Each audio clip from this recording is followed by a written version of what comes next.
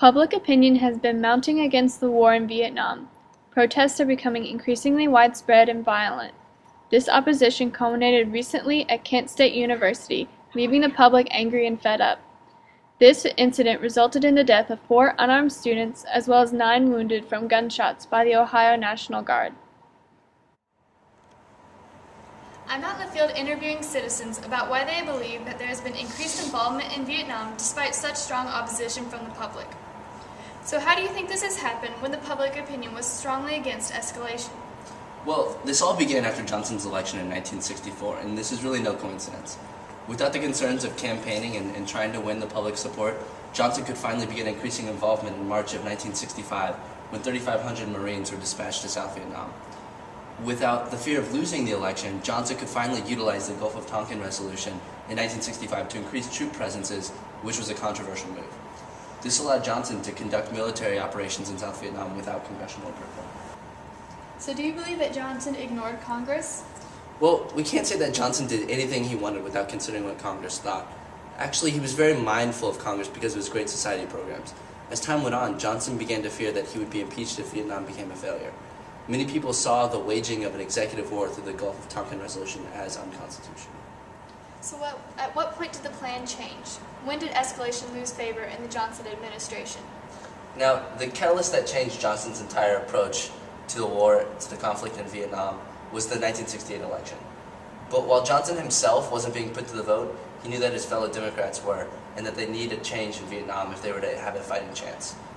This is not to suggest, though, that the engagement with North Vietnam was entirely motivated by cynical political calculation.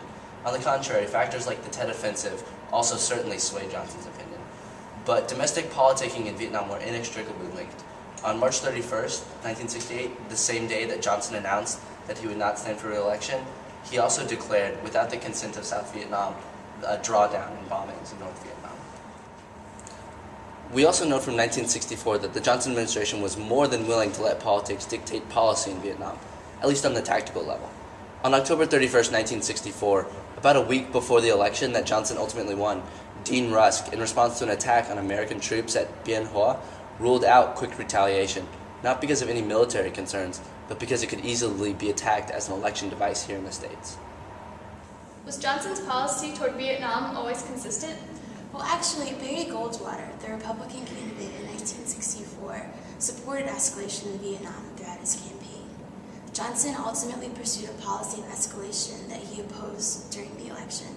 The president was able to do this without the constraint of an upcoming election or trying to win over voters. Those damn conservatives are going to sit in Congress, and they're going to use this war as a way of opposing my Great Society legislation. They hate this stuff. They don't want to help the poor and the Negroes, but they're afraid to be against it at a time of prosperity. But the war, oh, they'll like the war. They'll take the war as their weapon.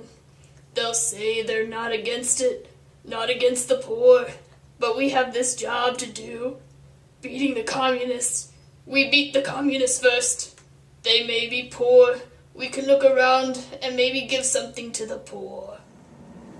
Johnson seems to have been really concerned with his Great Society programs. What do you think was Johnson's greatest priority during his term as president? Well, I believe Johnson sensed that his place in history may ultimately depend on how he dealt with foreign affairs. He had watched his predecessors and he had an elephant's memory for their mistakes, particularly those that were politically condemning. He had seen how Truman's experience in losing China had followed him for the rest of his career. The Joint Chiefs of Staff wanted to show the enemy an iron fist, and Johnson felt as though he had no choice but to approach Vietnam aggressively. Though he knew that Americanization and turning this into a war of attrition would likely prove to have little success. But we shall not rest until that war is won. The richest nation on earth can afford to win it. We cannot afford to lose it. To push his Great Society legislation through Congress, Johnson asked Southern segregationists in the Senate to, at the very least, not obstruct his civil rights acts and to support an anti-poverty program.